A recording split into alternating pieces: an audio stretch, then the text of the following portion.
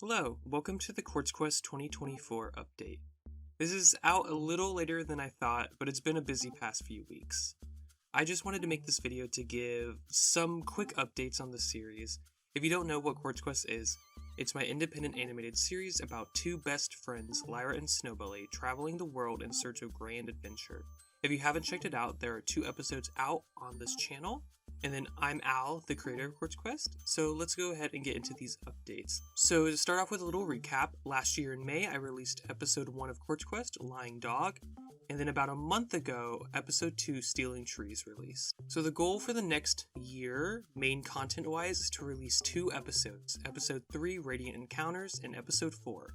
Episode 3 is in production currently. I'm getting the animatic ready for that, and I should move into animation within the next week or 2. Episode 3 is about the same length as episode 2, and I expect it to be out this summer. I think episode 3 is really fun, and it introduces some of my favorite characters, and it kind of serves to round out the first kind of intro establishing type arc. Episode 1 and 3 really do serve as the intro to the series, introducing a lot of concepts and characters. And then for episode 4, as long as episode 3 stays on track, episode 4 should have no issues releasing this year. Though, it's animation production, so these are only my best guesses. Next goal is really just to be more active on social media. Last year I made most of the social media accounts for Quartz Quest. There's a Twitter, Instagram, TikTok, Tumblr, Facebook, and then there's Ko-fi, YouTube, and Newgrounds. This year I really want to stay on track and post consistently on most if not all of the platforms. I'd like to post at least once a week across Twitter, Instagram, and Facebook, and then at least twice a month on TikTok, Instagram Reels, and YouTube Shorts. I know that doesn't seem like too much, but when I'm deep in production, the last thing I want to have to do is make social media content, but I know it's very important too. Just staying consistent and keeping on top of promoting the series, especially now that I have 2 episodes to direct people towards. I know last year I kind of fell behind on posting, and this year I really want to try and stay more consistent. As well, not super related to social media, but I would like to make other YouTube videos related to the production and behind the scenes of making an animated short or indie series. I know I really enjoy watching those type of videos, so if I find the time, I'd really like to make some. So the last goal I have kind of ties into a general artist goal I have, and I'd like to make a little bit of Quartz Quest merch this year. I already plan to open a Ko-fi shop, but I'd like to release a little bit of Quartz Quest merch, including a print or maybe some stickers, just for funsies. But that's something I am planning to do whenever I launch my Ko-fi shop. Probably in March or April, I'll go ahead and have some Quartz Quest stuff on there as well. And so those are kind of my 3 big goals for Quartz Quest this year. Just 2 episodes, be more active on socials, and a little bit of merch. So not a ton of goals, but I think they're all fairly realistic. I hope you guys look forward to these episodes coming out this year. I really like how episode 3 is coming together, and episode 4 is just a really fun episode in general. So I'm really hoping to get those out there this year, and I hope you guys look forward to that. So now I'm going to get into the Q&A part of this video. I posted on the YouTube community tab, TikTok, and Twitter to get some questions. So let's go ahead and take a look at those. The first question I have says, "Hi, I'm Arcolt. I have Latin American friends that really like your series, so I wanted to ask, is there gonna be a Spanish dub for the series?" So dubbing is something I have briefly looked into for Quartz Quest, and is something I am planning to do later on. Spanish would be the first language I would look into dubbing for, and I currently don't have an exact plan, but I think after episode 3 I'm gonna look a little more seriously into getting the first 3 episodes dubbed. So the next question I have is from It's Me, Chris Wade on Twitter, and they asked, "What's the world of Quartz Quest called?"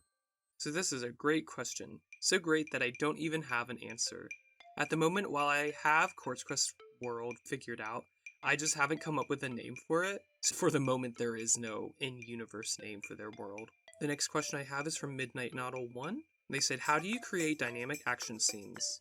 So I feel like I don't really have an answer to this one. I don't feel like an expert on this type of thing, but in terms of tips, I would say the biggest thing is to keep in mind clarity and making sure the audience is going to understand what is going on. It's easy to get lost in the sauce of making a cool and epic fight scene. You gotta keep in mind how the viewers will see it and how it will actually turn out, not just what's in your head. So that's kind of my one tip I have for this. And then the next question I have just says, "Club Penguin?" True.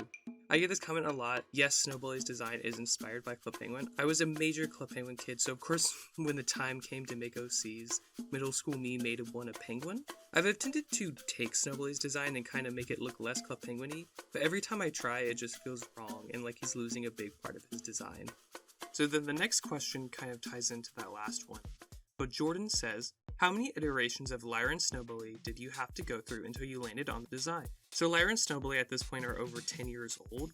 They were created in very late 2013, so their designs have been through a lot. They've really grown with me as an artist. Their current designs don't feel that insanely different from their initial designs to me. I know I see IOCs that changed drastically, but I feel like they still look fairly similar. Snowbully, I will say, has changed the least. The biggest thing with him is just proportions. He's still just a penguin with a scarf and some head feather spike things. He used to not have legs though. I was kind enough to give him legs after a certain point. I also gave him a little tuft of feathers on the front of his head to help even out his design and to have an even clearer silhouette. But really, it's just been a lot of kind of growing as an artist and moving around his proportions. Lyra's a bit more drastic. Don't ask me about that first outfit, and especially that first color palette. I don't know either. Lyra has some major outfit and color changes, though she still has her boots, black pants, gray undershirt. She did have green hair and teal clothes for quite a while, but it was just such a weird color palette to work with, I had to overhaul it at some point. Same with that outfit. She also has a lot of proportional changes just as I got better at drawing people and my art style evolved. Lyra and Snowbully, like I said, have been through a lot, but compared to other characters, I feel like they haven't changed as much as you might expect. A lot of their evolution just comes from me growing as an artist. And then Star Map Official says, do you have a team helping you create Quartz Quest? So at the current moment, outside of voice actors and some music people, everything is just me. I'm the animator, writer, social media person, etc. So it's kind of a solo endeavor at the moment. And then the next two questions kind of go together. Kalani McConnell says, what are your biggest inspirations for creating the series? And Woomy says, what inspired you to make Quartz Quest? So in terms of inspiration, I'd say my biggest ones that have stuck with me throughout the years are definitely Steven Universe.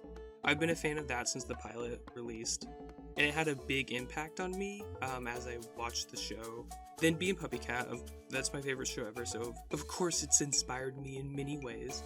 And then I'd honestly say the Pokemon anime has inspired me a lot, especially in terms of animation. I look towards the anime a lot for visual and animation type things. There's also a lot of other little inspirations from throughout the years. Some had lasting effects, others were just phases. I'd say other ones would be like Avatar: The Last Airbender, and Ranking of Kings, and then recently One Piece. I could list a million other things, but at a point it would just be listing things that I like. So then the final question is from KYB9623. They said, this is broad and vague, but I'm interested in anything technical, equipment, software, and things like how long it took to draw a frame. So to get into the first part, for equipment I really just use my computer and my Huion Canvas 13 for everything. And then for software, I use Clip Studio Paint for anything that I can. I use it for animation, backgrounds, character sheets, illustrations, storyboards, and a little compositing. Everything that I can use Clip Studio Paint for, I use it for. And then other programs I use are Audacity for audio and Sony Vegas Pro for video editing. And in terms of the last part, like I mentioned earlier, I am planning to do more behind the scenes type videos in the future. So that would take a deeper look into that type of stuff. But to briefly answer this one, how long it takes to draw a frame really depends on a lot of factors. From how serious this shot is, if I want the characters to look cooler, I'm going to take a little more time. Other factors involve which characters I'm drawing, the pose, the angle, and a bunch of other things. I'd say on average, for an average scene, it takes about 1 minute 30 seconds to 2 minutes to line a single frame of Lyra or Snowbully. I only know that because I time myself sometimes when I'm doing line art for the scenes. But yeah, those are all the questions. Thank you all for listening, and thank you to everyone who submitted a question. I hope you found something interesting in this video. But yeah, thank you. Like I said, if you haven't checked out Quartz Quest, episode 1 and 2 are available on this channel. As well, you can follow Quartz Quest or me on the social medias. Those are down in the description as well if you would like to support me in Quartz Quest. The Ko-fi is also down there. So yeah, that's about it. Yeah. Bye.